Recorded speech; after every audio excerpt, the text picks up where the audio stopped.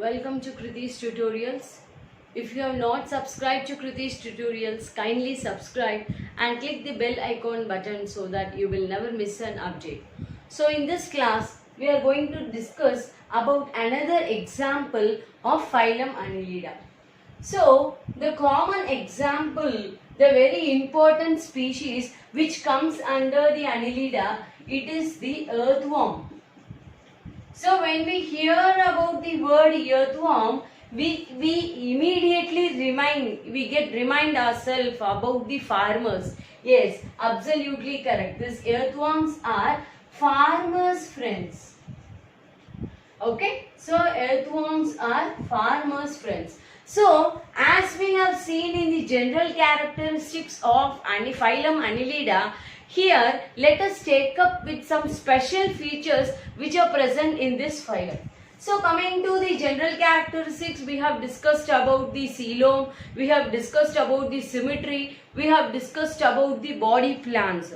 Right. So here let us discuss some peculiar features which are present in this phylum, in this example Annilida.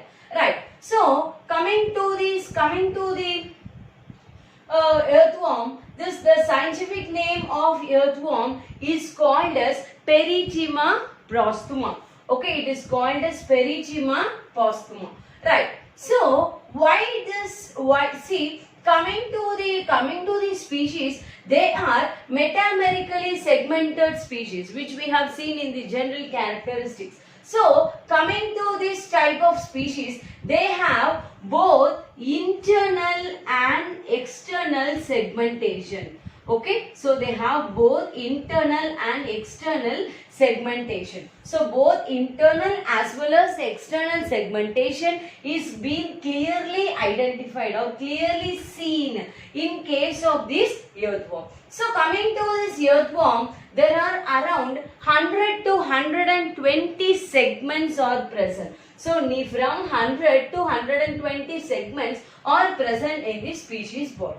So the first part, as it has tube within the tube body plan. So it has tube within a tube body plan. Since it has tube within the tube body plans, it has two openings. So it has two openings. The anterior opening is going to be the mouth and the posterior opening is going to be the anus. So in case of other species, we have seen some extension tail-like structures which is present next to the anus, but in this earthworm, this anus, the tail part is completely anus. The posterior opening is going to be the anus and the anterior opening is the mouth. So if we are talking about the mouth, see, this is going to be the structure of mouth. So before, near to the mouth, so the mouth, it is called as, what is that? We call the mouth as peristomium. Okay, so in the mouth part is called as peristomium. So before the mouth, we could find a small hanging like structure. Right? So before the peristomium, before the mouth, we are finding some small hanging like structure, and that hanging like structure is called as prostomium. Okay, so prostomium, as we have discussed in the previous classes, this prostomium, it is sensory in nature. Okay, the function of the prostomium, they are sensory in nature. So, coming to the species, they are brownish in color due to a pigment called as porphyrin. Okay, it consists of a pigment called as porphyrin. Because of that pigment, the color of the species is brown in color. So we have seen about the body walls. The body walls is again divided into three parts. The outermost part is called as a cuticle.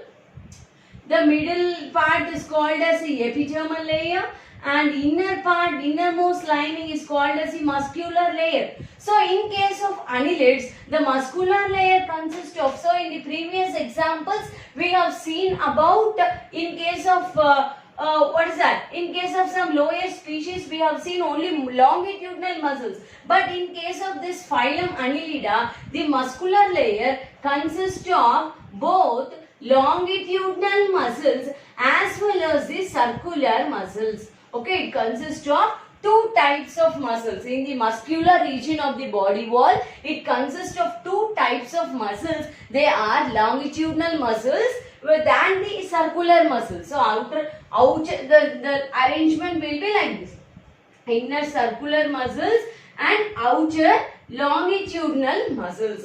So these muscles supports the process of peristalsis. What is meant by peristaltic? It is the movement, right? So it is the movement. So the movement is controlled. The muscular action of the species is controlled by this two types of muscles. Okay, so they are longitudinal muscles and circular muscles. The species, it crushes its body and it moves in the forward direction. Again it crushes its body and move to the forward direction, right? So that is what that happens only with the help of the muscular layer, right? So coming to the next part, the 14th, 15th and 16th segment of the species consist of clitellum. So clitellum we have already discussed. It supports the formation of cocoons, and these clitellums are present throughout the life of the species. Okay, throughout the life, in all these stages we can find the cocoons, right? So coming to this species, the 5th, 6th, 7th, 8th and 9th segments consist of Spermatheca. Okay, so the 5th, okay, so 5th, 6th, 7th, 6, 7, 8 and 9 segments, they consist of Spermatheca. Okay, so you have to be clear that the Spermatheca are present in the 6th, 7th and 8th, 6, 7, 8 and 9 segment. So if I am asking you a question where the spermatical pores are present, see, generally we can observe pores on the intake in the septal part. So in the previous class we have discussed about the septa. What is septa? The gap between the segments are called as the septa, right? Here the spermatical pores are present. See here. So this is the 6th segment, and you can find some balloon like a sac like structure called as Spermatheca, right? And this the anterior part of the Spermatheca consists of the spermatical pore which is present in the segments, which is present in this segment, right? So if we are asking about the spermatical pore, the spermatical pore is present between 5th and 6th segment, 6th and 7th segment, 7th and 8th segment, 8th and 9th segment. So this is what you have to mention, right? So if they are generally asking about the Spermatheca, you can mention about 6, 7, 8 and 9 segment. If they are asking about the spermatical pore, you should be careful that it is present between 5th and 6th segment, 6 and 7, 7 and 8 and 8 and 9. So hope you are clear with this, right? So the 14th segment consists of the mid-ventral line. So this is the mid-ventral line. So in the mid-ventral line, if you are seeing the ventral part, okay, so if you are simply drawing this diagram, this is 14, let this be 15, let this be 16, 17, 18, 19 segment. So right, so in 14, this is the ventral part. Okay, so in the mid-ventral line of the 14th segment, you can identify the female genital pore. Okay, so in the 14th segments, you can find out the female genital pore. Right. In the 17th segment, and 19th segment, we can identify two pairs of spermatical papillae. So spermatical papillae means what? Let me explain in the what's that? After some time. Right? So this we have two pairs of spermatical papillae. Okay, so what is there in the 18th segment? So in 18th segment we have one pair of male genital pore. So this is about 6, 7, 8 and 9 is spermathecae. And if you are talking about the 14, 15 and 16th segments, we are saying clitellum. So clitellum is present.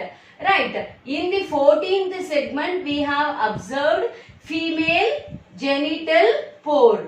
Right. So in case of the 17th segment and 19th segment, we have seen the spermatical papillae, whereas in the 18th segments we have male genital pore. Right. So this is the points which you have to keep in the mind. Right. So these species are hermaphrodites. So what is hermaphrodites? Both male and female are present, both the male and the female genital organs are present in the same species. Right. So here in this case the males produces the sperms a bit earlier than the females. Okay, so the male genital organs which is present in the species, they produce sperms much earlier before the formation of ova, okay, or before the formation of eggs. Right. So here, since this is happening, even though this species are hermaphrodites, what happens? The self-fertilization may not occur in case of earthworm. So as a result of that, these earthworms, they prefer cross-fertilization. Right? Since the male sperms are produced earlier than the formation of the eggs, they cannot produce what is that? Self-fertilization, so that they prefer only cross-fertilization. So how does this cross-fertilization occurs in case of earthworm? Right. So if we are talking about the earthworm, see here. Let us discuss about the transverse section. Okay, let us see like this. Okay, so this is the 5th segment, 6th segment, 7th segment, 8th segment and 9th segments. So here, in here we are seeing the spermatheca. Okay, it is a sac-like structure. Right? Here, the other, this is the, what is that? Earthworm A.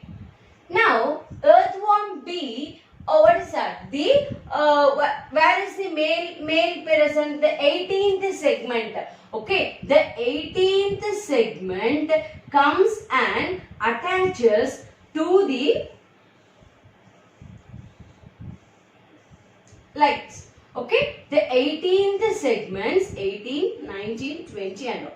Right? So the 18th segment comes and attaches to the in the spermatical pore. So as a result of that, as a result of this attachment, right, now when this 18th segment comes and gets attached to this to the earthworm A, this spermatical papillae which is present in the 17th and 19th segment, they acts as a clip in fixing that earthworm B to the earthworm A. So you are clear with the function of this spermatical papillae. So at the time of copulation, what happens? The 18th segment of the earthworm B comes and gets attached to the attached between the 5th and the 6th segments of the earthworm A. At that time, this 17th segment and 19th segments where the spermatical papillae are present, they acts as a clip in fixing those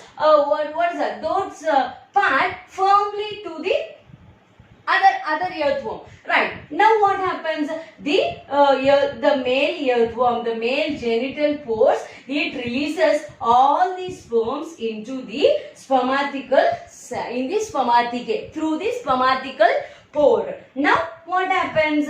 This spermathecal pore consists of these sperms. Now listen. So now you can find these sperms are present. The sperms are present in the 5th, 6th and 7th segment. Now when the sperms are filled up in this sac, when the sperms are getting filled up in the sacs, so at this stage we can find the ovas, the eggs are being developed in the clitellum. Okay, when the sperms are reaching the spermathecae, here we can observe the eggs are ready in clitellum for fusion. So now what happens? The clitellum will be strongly, firmly attached to the body of the earthworm. So when the spermathecae is filled with the sperm, the clitellum loosens.